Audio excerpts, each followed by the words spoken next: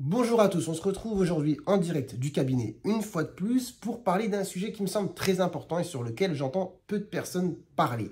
Aujourd'hui, on va parler des listes de médicaments. Et oui, je parle bien de listes. D'ailleurs, c'est assez flippant de parler de listes, mais il est vrai, on ne va pas se mentir, que parfois, en regardant l'ordonnance de certains patients, on a l'impression d'être devant une liste de courses pour aller faire justement les emplettes de la semaine.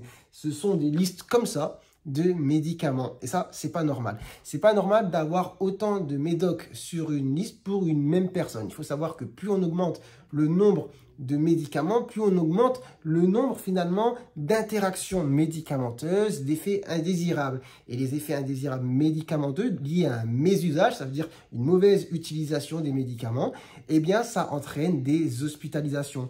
Alors, j'ai quelques chiffres que j'ai piochés sur Internet, mais en tout cas, les chiffres les plus récents que j'ai trouvés, c'était qu'en 2018, ça représentait environ 212 000 hospitalisations. Et ce qui est assez important à souligner, c'est l'augmentation sur le temps, c'est-à-dire que sur une période de 10 ans, on est passé de 3,6% des hospites à 8,5%. Donc, c'est vraiment une augmentation assez conséquente. Peut-être pourquoi? Peut-être lié à, je ne sais pas, l'augmentation de l'âge des patients, l'augmentation du nombre de patients avec des polypathologies, des ordonnances qui se rallongent, etc.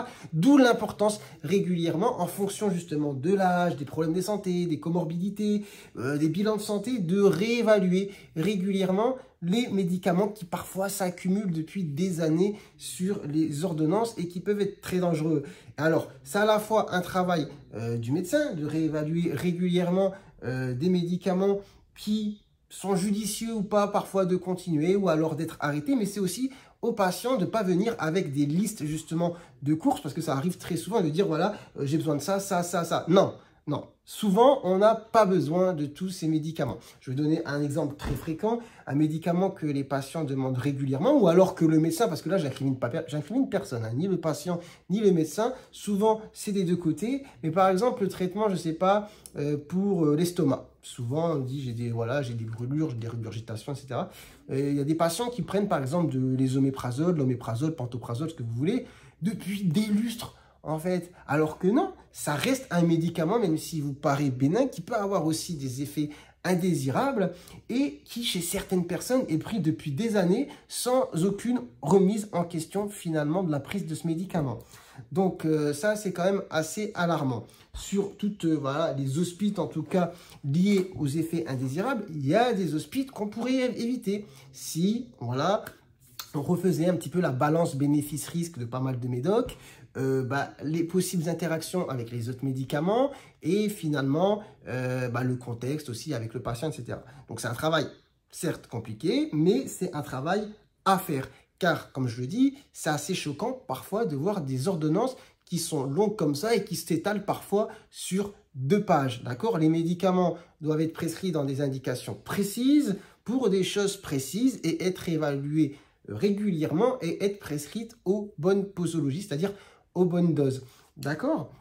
Et il ne faut pas justement être dans la réclamation d'avoir des médicaments en plus si ce n'est pas nécessaire, et aux médecins aussi d'avoir la bonne mesure de prescrire les bonnes choses au bon moment et de les enlever au bon moment, parce que parfois il y a des médicaments, comme je le dis, qui s'accumulent sur des lustres. Et quand, comme moi, on va dire jeune médecin, vous récupérez par exemple des patients qui ont été suivis pendant 30 ans par certains médecins, parfois vous voyez des ordonnances arriver de 2 pages et c'est difficile de faire le travail de tri parce que pour certains patients, c'est un peu aussi une hérésie de remettre en question les anciennes prescriptions et de supprimer des médicaments qu'ils prennent depuis des années. Mais d'un point de vue pragmatique, de l'extérieur, quand on voit certaines listes, on se dit c'est beaucoup plus dangereux de garder une liste de médocs de 2 pages que de faire un petit peu le tri et d'enlever certains trucs. Donc ça, c'est quelque chose d'important que je voulais dire.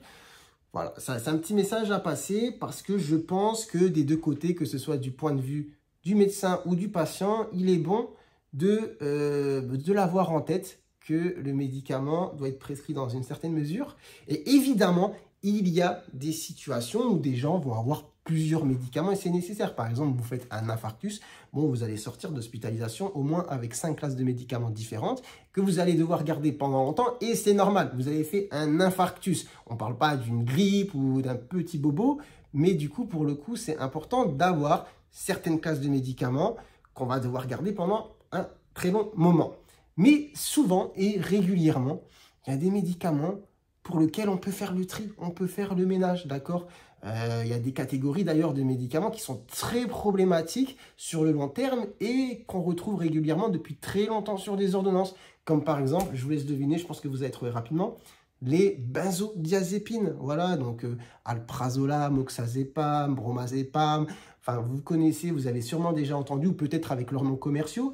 En tout cas, ça, c'est des choses parfois qu'on retrouve sur des ordonnances depuis des lustres. Pareil, les hypnotiques, là, enfin les somnifères comme Zopiclone, Zolpidem, voilà, Stilnox et tout ça, vous connaissez, vous avez déjà entendu. Imovan, enfin, je ne sais pas si j'ai le droit de citer des noms, mais en tout cas, vous comprenez qu'il y a des médicaments qui sont très dangereux, par exemple, voilà.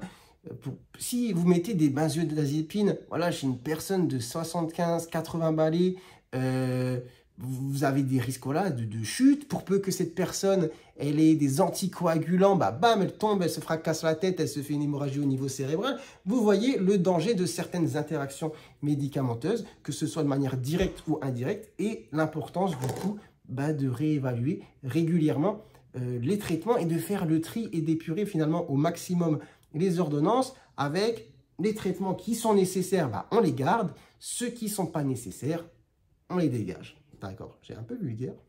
En tout cas, voilà, je voulais faire passer le message. Du coup, voilà, petit message aux confrères, mais les confrères le savent, et aux patients aussi, bah, évidemment, il y en a beaucoup. Bon, j'ai des papiers là, mais je ne vais pas vous les montrer. Des listes de médicaments où les patients viennent et me donnent une liste comme ça, de papier. J'ai besoin de ça, ça, ça, ça, ça, ça, ça. Non, franchement, faut arrêter aussi parce que des fois, c'est beaucoup plus dangereux qu'autre chose. Donc, c'était le petit message du soir. Sur ce, je vais fermer le cabinet et je vous dis à très bientôt pour de nouvelles vidéos. Allez, ciao, ciao.